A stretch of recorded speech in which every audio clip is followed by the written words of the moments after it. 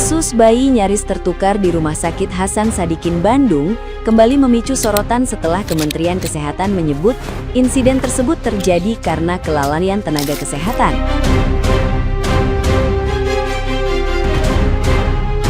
Perawat yang bertugas dinilai hilaf saat menangani banyak pasien sekaligus, termasuk harus mengurus administrasi di poli anak.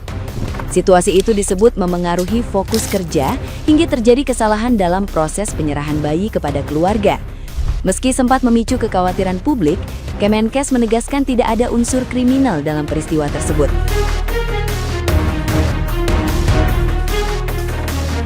Menurut penjelasan resmi, kejadian bermula saat bayi sempat dititipkan, lalu terjadi kekeliruan ketika orang tua kembali mengambilnya. Kemenkes menilai insiden ini sebagai kesalahan tidak disengaja, namun tetap menjadi bahan evaluasi penting agar standar operasional dijalankan lebih ketat.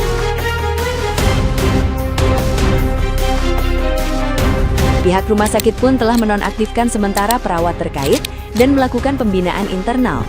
Kasus ini sekaligus menjadi pengingat bahwa kelalaian sekecil apapun dalam pelayanan kesehatan bisa berujung pada resiko besar bagi keselamatan pasien.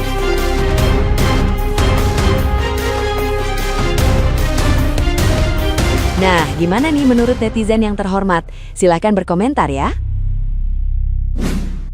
Akhirnya, Rumah Sakit Sadikin Bandung memberikan klarifikasi dan permohonan maaf kepada pihak keluarga yang bayinya mau diserahkan kepada orang lain. Harusnya perawatnya juga klarifikasi dan minta maaf, sekaligus diperiksa apakah perawat tersebut terlibat perdagangan bayi atau sering melakukan hal kayak gini, karena sangat ceroboh sekali. Ini tuh bayi loh, bukan mainan yang seenaknya diserahkan, diberikan kepada orang lain tanpa kita ketahui siapa orang tersebut ya. Netizen minta kepada perawat tersebut untuk minta maaf di depan media dan segera dipecat perawat tersebut ya. Salam akal sehat. Yang lagi rame banget, bayi hampir tertukar di Rumah Sakit Bandung. Ibu shock lihat anaknya digendong wanita lain. Jadi memang anaknya Kanina ini lagi dirawat di RSUP Dr. Hasan Sadikin ya, karena penyakit kuning dan juga ruam di tubuhnya. Pas anaknya Kanina ini udah dibolehkan pulang, Kanina ini disuruh nunggu di ruang tunggu. Dan Kanina ini menunggu lama banget, katanya sampai Kanina ini ngobrol sama orang tua yang ada di situ di ruang tunggu ya.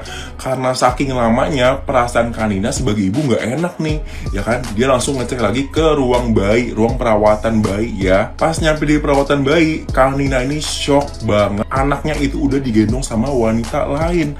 Kanina bahkan hampir teriak, tapi nggak jadi gara-gara takut ntar anak-anak lain pada bangun. Itu fix banget anaknya Kanina gara-gara selimutnya sama, terus tabung inkubator anaknya Kanina juga udah nggak ada bayinya. Kanina ini langsung manggil perawat, marah-marah ke perawat tersebut, dan semaksimal mungkin Kanina ini mempertahankan supaya bayinya ini nggak diambil sama orang lain.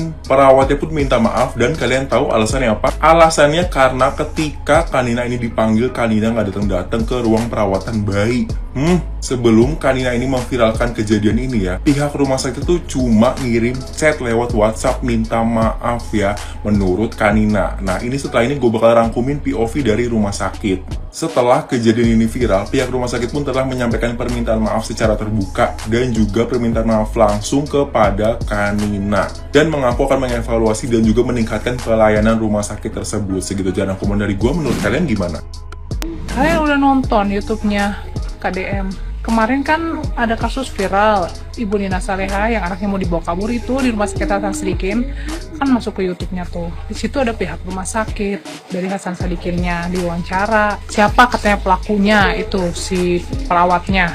Ternyata guys, itu ASN udah 20 tahun kerja di rumah sakit sebagai perawat. Ya Allah, 20 tahun masa kerja loh. Kita kesampingkan yang buruk-buruknya ya. Jangan sampai kita mikir, oh udah berapa kejadian ini. Pasti kan kebawa ke situ ya. Cuman logikanya 20 tahun masa kerja dengan jawaban yang seperti itu, ketika ditanya kenapa anaknya dibawa, dikasih ke orang, jawabannya karena ibunya nggak ada, ya udah saya kasihin. Itu nggak logis ya jawabannya. Dan apakah masuk di akal juga kalau beliau itu lupa ya, kalau beliau itu lalai dan tidak sengaja, itu kayaknya kurang masuk di akal ya, sangat aneh gitu. Jelas ada namanya tuh anak di gelangnya itu, tapi gelangnya sengaja digunting dan sudah mau dibawa pergi oleh orang lain. Ini nggak bisa dibiarkan begitu aja, nggak bisa lewat begitu aja ya. Ditanya sama Pak Deddy kan, terus ini kayak gimana nih, ada hukumannya nggak? Katanya kalau misalnya kelalaian biasa paling hanya dibina atau dinonaktifkan sementara, tapi kalau sengaja terjadi ini bisa dipecat. Kita lihat aja, kan lagi diusut nih, kita lihat aja ke depannya dia dapat hukuman apa. Mudah-mudahan bisa adil ya, dan bisa tegas, nggak sembarangan kasih maaf begitu aja, nggak bisa dong, ini menyangkut anak manusia. Bisa suster ngasih bayi anak orang ke orang lain. Yang lagi viral di RSHS yaitu kasus tentang ibu melahirkan dan bayinya. Jadi kejadiannya ini pada saat ibu tersebut akan pulang dan belum dipanggil-panggil antriannya. Kemudian ada juga ibu-ibu yang lain yang sama sedang mengantri. Nah, ibu yang ini belum dipanggil juga, harusnya dipanggil duluan gitu kan. Nah, karena belum dipanggil juga, akhirnya dia memutuskan untuk makan dulu lah karena lapar. Dan ketika dia makan, dia nggak enak hati. Lalu dia kembali ke atas untuk bertanya kepada suster apakah dirinya udah dipanggil atau kenapa belum dipanggil-panggil. Dan ternyata pas dia mau menanyakan kepada suster, dia lihat bahwa ada seseorang ibu yang tadi sebelumnya ngobrol sama dia membawa anaknya. Dia tahu itu anaknya karena memakai pakaian sama selimut si anak. Lalu si ibu ini bertanya kepada si ibu yang tadi diajak ngobrol, itu anaknya bukan? Nggak tahu, saya dikasih suster. Kok bisa ya? Kok bisa suster ngasih bayi anak orang ke orang lain? Artinya ketika seorang ibu akan keluar mungkin dicek ya namanya, kemudian bayinya. Biasa kalau di rumah sakit kan ada gelangnya. Gelangnya namanya siapa, kemudian dicocokkan dengan ibunya. Aturan ketika dipanggil nggak ada, ya simpan lagi kan bayinya ke tempatnya. Misalnya kalau di NICU atau di ICU, ya simpan lagi bayinya di tempat bayi tadi, bukannya dikasihin ke sembarang orang. Dan ketika mau kasih ke orang tuanya pun minimal bawa KTP, oh ini bener ibunya gitu. Nggak sembarang orang kok bisa ya segegabah itu. Atau nggak sih takut suudon? Sebenarnya takut suudon ya ini. Apakah memang ada yang namanya mafia bayi itu emang bener apa enggak gitu ya. Terlepas dari hal tersebut, kalaupun ini betulan kesalahan dari si suster tersebut, betapa gegabahnya ini tentang data. Penting banget itu data. Nggak bisa dong sembarang orang. Kayaknya kalau memang ini beneran kejadiannya kelalaian, harus ada evaluasi ulang deh dari RSHS terhadap para susternya, dokternya, dan lain sebagainya, supaya bisa bekerja lebih baik lagi dari sekarang dan jangan sampai kejadian hal-hal seperti ini di kemudian hari, karena ini akan sangat merugikan dong. Assalamualaikum warahmatullahi wabarakatuh. Perkenalkan, saya suster di Rumah Sakit Hasan Sadikin Bandung yang ini lagi viral banget kasusnya. Ya, saya itu yang diceritain sama Ibu Nina. Ya, saya bikin kesalahan. Saya salah kasih anak ke orang lain gitu. Jadi tuh ceritanya kayak gini loh. Jadi kan mau pulang, saya panggilin Ibu Nina, tapi nggak datang.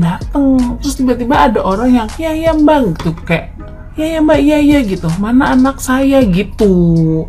Jadi itu intinya saya salah kasih anak gitu loh. Nah iya, saya salah kasih anak. Iya saya tahu itu kesalahan saya. Ya saya tahu itu fatal, tapi ya gimana ya, namanya juga manusia, kerja tuh ada aja salahnya. Ya gimana? Terus lagian ya Bu Nina ngapain sih pakai di viral segala, nanti kan sih jadi kena masalah gitu ya. Ya elah, cuma salah kasih doang. Iya salah kasih gitu. Karena Bu Nina juga kenapa lama tadi dipanggil-panggil, tiba-tiba ada orang datang, saya pikir itu Bu Nina gitu. Mana mbak, anak saya mana gitu. Ya saya kasih dah gitu, ceritanya gitu. Terus tentang masalah ininya, gelangnya itu kan karena mau pulang jadi dibuka gelangnya gitu. Tapi karena saya takut, saya bilang aja kayak itu gelangnya ada bakterinya, jadi dilepas gitu. Terus papa diem, Pak, jangan bilang-bilang kalau kita ngasih anaknya ke orang. Iya, gimana ya, saya nggak berani ngomong banyak deh. Ya udah deh, pokoknya ini mah kesalahan saya, udah pure kesalahan saya. Udah habis ini saya pasti dipecat sih sama manajemen. Gimana ya? Pak diem, Pak. Oh, saya bilang apa aja, jangan bilang. Ya udah kayak gitu aja. Terima kasih banyak. Saya minta maaf sama Bu Nina karena saya salah kasih bayi ke orang lain. Ini pelajaran buat saya. Tapi memang saya tadi ada pengabaian sih, karena dia kayak mana anak saya nggak, saya pura-pura nggak denger aja gitu. Ya udahlah, mau gimana lagi, udah kejadian. Lagian ngapain sih Bu pakai dipiral-piralin segala. Ya udah deh, assalamualaikum warahmatullahi wabarakatuh.